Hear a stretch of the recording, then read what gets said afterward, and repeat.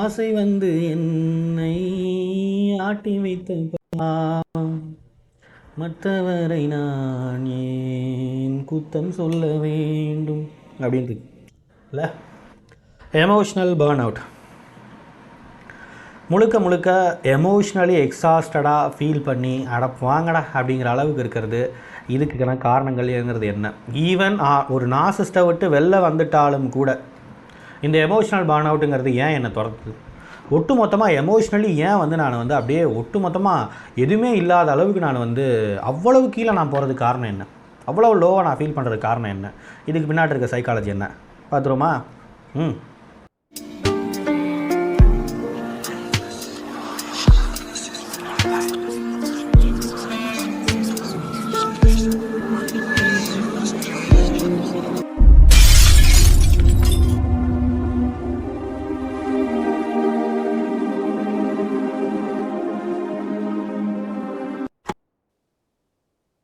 Welcome to the Human Expert Tamil. I am your Rajkumar Pandian, psychologist.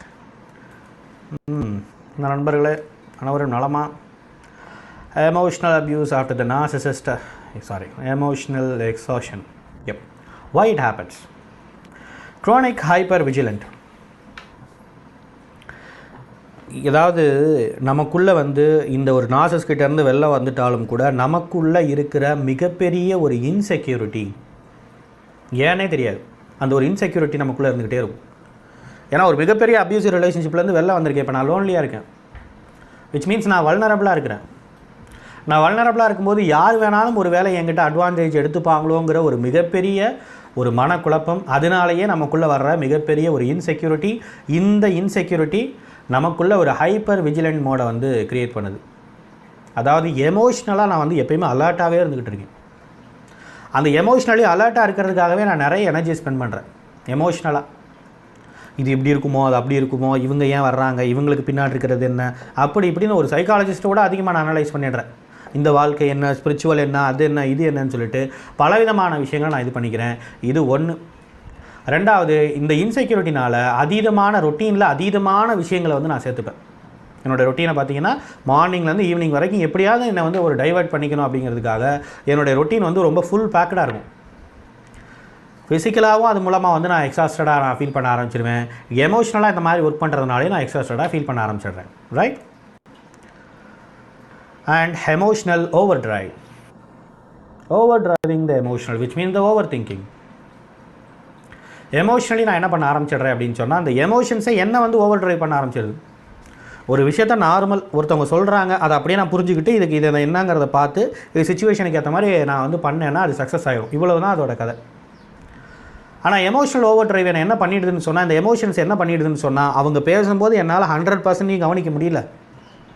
Implement பண்ணும்போதும் நான் ரொம்ப pre ஆக்குபைடாக இருக்கிறனால 100% என்னால் இம்ப்ளிமெண்ட் பண்ண முடியல. ரிசல்ட்டும் பேடாக இருக்குது. இப்போ ஒரு வேலையை ஒரு சிம்பிளாக நான் நார்மல் மனுஷங்க செய்கிற ஒரு வேலையை நான் 3-4 தடவை மாற்றி செய்கிறேன், சின்ன சின்ன வேலைகளையே. அப்போ பெரிய வேலைக்கு எப்படிங்கிறத நம்ம இமேஜின் பண்ணிக்கணும்.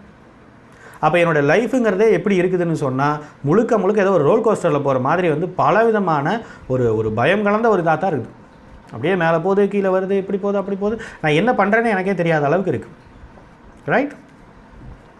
Cognitive overload. எல்லா விதமான விஷயத்தையும் நான் சிந்திச்சுக்கிட்டே இருக்கிறது. சிந்திக்கிறதுனாலேயே எனக்கு பிரச்சனை. மற்றவங்களாம் நார்மலாக ஒரு விஷயத்தை ஈஸியாக கடந்து போயிடுவாங்க, ஆனால் என்னால் கடந்து போக முடியல. ஒவ்வொரு விஷயத்தையும் நான் அனலைஸ் பண்ணுறேன், ஒவ்வொரு விஷயத்தை பற்றி நான் சிந்திக்கிறேன். 50 வருஷத்துக்கு அப்புறம் என்ன நடக்குங்கிறது முதற்கொண்டு இப்போ உட்காந்து நான் பிளான் பண்ணணும்னு நினைக்கிறேன். எதையும் செய்யறதில்லை, ஆனால் நான் பிளான் பண்ணணும்னு நினைக்கிறேன். அதுதான் எனக்குள்ளே இருக்கக்கூடிய மிகப்பெரிய பிரச்சனை. நான் அந்த பிளானை எடுத்து நான் செய்யாமல் போகும்போது எனக்கு இன்னும் கில்ட்டு க்ரியேட் ஆகுது. I can't do what I can do it. I can't do any thing.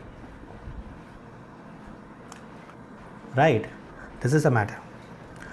Motivation collapse. இப்படியே என்னை மோட்டிவேட் பண்ணி நான் இதே மாதிரியான வழிகளில் போகும்போது எனக்கான ரிசல்ட் கிடைக்கல. இப்போ இதெல்லாம் செய்கிறேன்ல, எனக்கு என்ன ரிசல்ட் கிடைக்கும்? என்னோடய லைஃப் ஃப்ரூட்ஃபுல்லாக மாறுமா? ரிவார்டிங் லைஃபாக மாறுமா? சந்தோஷமான ஒரு வாழ்க்கை வாழ முடியுமா? அப்படின்னா ஒன்றும் கிடையாது. ஓகே, மற்றவங்கள விட நான் ஹைப்பர் விஜிலண்ட்டாக இருக்கிறனால நான் என்ன சந்தோஷமான வாழ்க்கையை வாழ்ந்துட போகிறேன்?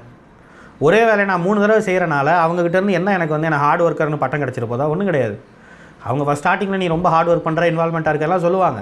பட் மேட்டர் இஸ் ரிசல்ட் கிடைக்காதப்போ அவங்க நம்மளை பார்க்க ஆரம்பிப்பாங்க, உனக்கு ஹார்ட் ஒர்க் இருக்கிற அளவுக்கு ஸ்கில் இல்லையே, ஸ்கில் இல்லைம்பாங்க. ஆனால் எமோஷனல் பிரச்சனை எனக்கு இருக்குது, பட் அவங்க ஸ்கில் இல்லைன்னு சொல்லுவாங்க. ஏன்னா அவங்களுக்கு தெரிஞ்சது தானே. This is the problem. Okay, what to do? What helps healing pathways? Energy pacing. நம்மளோட எனர்ஜியை இனிமேல் நம்ம சேனலைஸ் பண்ண வேண்டியது இருக்குது. எந்தெந்த விஷயங்களுக்கு நம்ம எனர்ஜியை ஸ்பெண்ட் பண்ணணும், எந்தெந்த விஷயங்களுக்கு நம்ம ஸ்பெண்ட் பண்ண தேவையில்லைன்னு சொல்லிவிட்டு அதை முதல்ல நம்ம வந்து எடுத்து வச்சுக்கணும். இது எடுத்துக்கிறனால உடனே நம்ம கண்ட்ரோல் பண்ணிட முடியாது, but still we can try at least. இப்போதைக்கு அது ஒரு கோப்பிங் மெக்கானிசமாக நம்ம வந்து அது ஓரளவு கோப்ப பண்ணுறதுக்கு நம்ம இது பண்ணிக்கலாம்.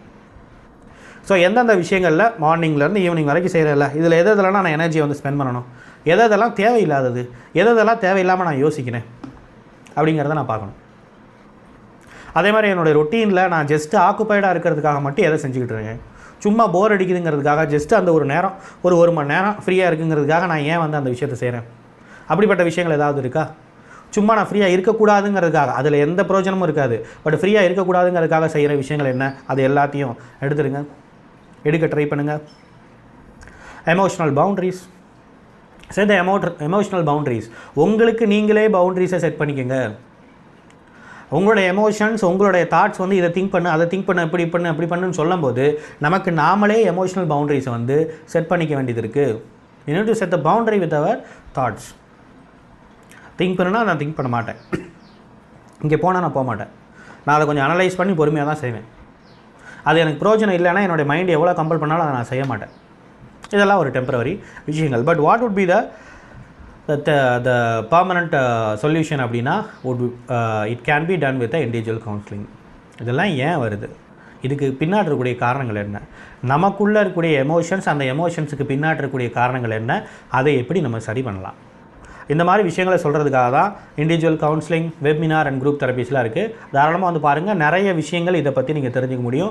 முழுக்க உங்கள் எமோஷனல் ஓரியன்டான கான்ஃப்ளிக்ட்டை சரி பண்ணுறதுக்கான ஒரு நல்ல ஒரு ஹீலிங் பாத்வேவாக இந்த 3 விஷயங்களும் இருக்குங்கிறதுல எந்த மாற்றமும் இல்லை. நிறைய தெரிஞ்சுக்கலாம். Okay, thank you so much.